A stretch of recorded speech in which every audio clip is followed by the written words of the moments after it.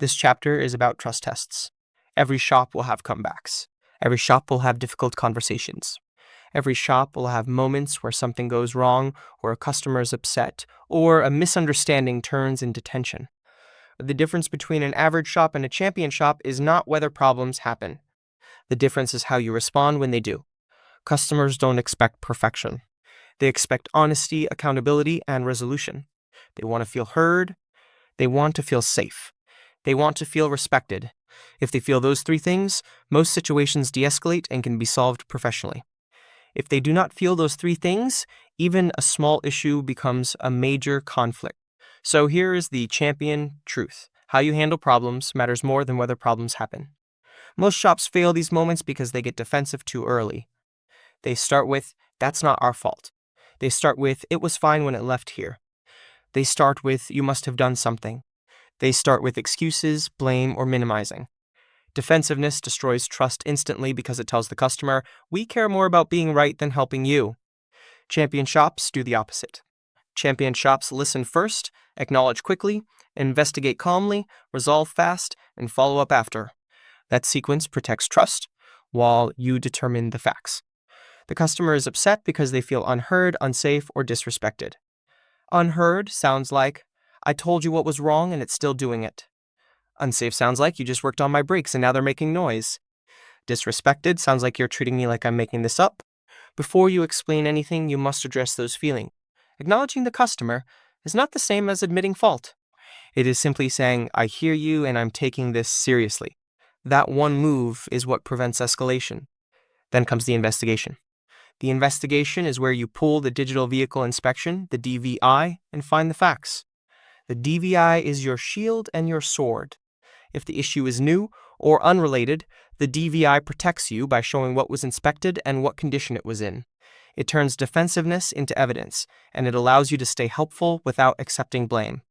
If the customer declined the service that would have prevented the failure, the DVI protects you by showing what was measured, what was recommended, and what the customer decided, without shaming them.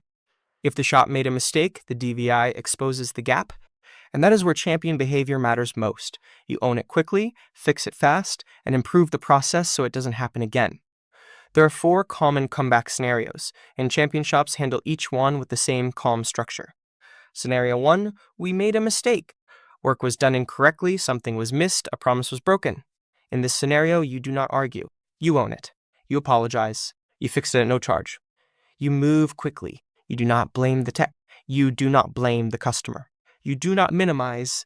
You say, "That's on us. Here's what we're going to do to make it right." Scenario 2, the issue was not present before and appears unrelated. In this scenario, you do not say, "That has nothing to do with us." You show the DVI, explain calmly that it was not present at that time, and offer to help diagnose the new problem. That keeps the relationship intact.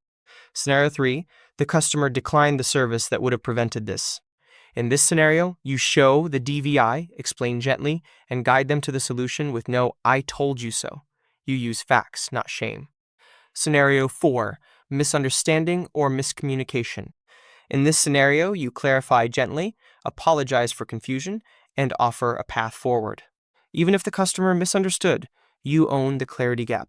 Blame does not solve. Resolution solves. No matter which scenario you are in, the order is the same. Listen, acknowledge, investigate, resolve, follow up. That is the champion sequence for difficult conversations. When you do this correctly, comebacks become loyalty moments. Customers remember how you handled them. They talk about it. They become advocates. When you do it poorly, comebacks become reputation damage. One bad review can cost thousands in lost business. One well-handled comeback can create a customer for life. This chapter exists so everyone on the team responds the same way, calm, accountable, and professional, even when things are tense. For the technician, comebacks are handled in 2 stages, prevention and response. Prevention is quality control. Response is professionalism. Most comebacks are not caused by lack of skill. They are caused by missteps, incomplete checks, rushed finishing, or weak documentation. That's why the technician's discipline in this chapter begins with the pre-complete quality control pass. Before the vehicle leaves your bay, the question is not, "Did I finish the job?" The question is, "Would I be proud to defend this job if the customer came back tomorrow?"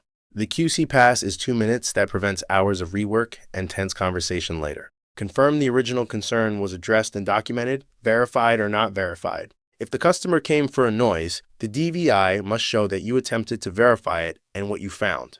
Confirm the work performed is complete. Correct parts installed, correct procedure followed, torqued properly, fluids topped, cap secure, connector seated, shields installed, resets performed, and final check completed. Confirm there is evidence in the DVI that supports what was found and what was done. Measurements and photos protect you when questions arise later. Documentation is your shield during comebacks. When a customer returns upset and says, "You just checked this," the shop needs proof. If your documentation is weak, the advisor has nothing to show and the conversation becomes emotional. If your documentation is strong, the facts are visible and the tension drops.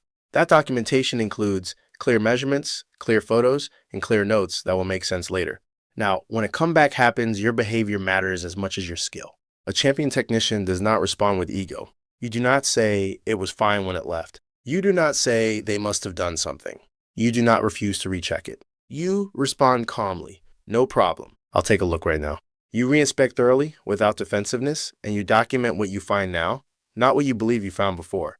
If you made a mistake, you own it immediately. You do not hide it. You do not blame someone else. You do not minimize. You say, "That's on me," and you fix it. Then you improve your process so it cannot happen again. Owning a mistake builds respect. Hiding a mistake destroys trust and damages the shop's reputation.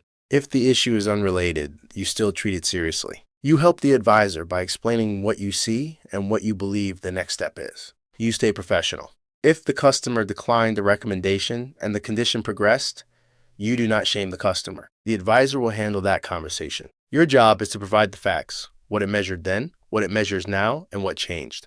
This is where lock standards protect you. When measurements and colors are consistent across time, the shop can explain progression calmly and fairly. So the technician standard in Chapter 10 is run QC before the vehicle leaves. Document so the facts can be shown later. When a comeback happens, respond immediately and professionally. If you're wrong, own it, fix it, and improve the process. That is how comebacks stop being blame moments and become trust moments. When I come back to a shop with a problem, I'm usually frustrated, and sometimes I'm worried. If it's a safety item, I feel unsafe. If I just spent money, I feel disappointed. And if I feel like the shop isn't taking me seriously, my frustration turns into anger. What matters most to me in that moment is how the shop responds. If the first thing I hear is defensiveness, that's not our fault, or "It was fine when it left here," I feel dismissed. It feels like the shop cares more about being right than helping me. But if the shop listens first and acknowledges what I'm experiencing, I calm down. Even just hearing, "I'm sorry you're dealing with this. Let's take a look and figure it out," makes me feel heard. Then I want action. I want the shop to investigate and explain what they find. If they made a mistake, I want them to own it and fix it. If it's something new, I want them to show me what they inspected and help me understand what's happening now. What I don't want is blame. I don't want to be treated like I'm making it up. I don't want to be talked down to. When a shop handles a problem with honesty and urgency, it actually increases my trust. It proves the shop has integrity, not just skill. That's the kind of shop I stay loyal to, because I know that if something goes wrong, they'll make it right.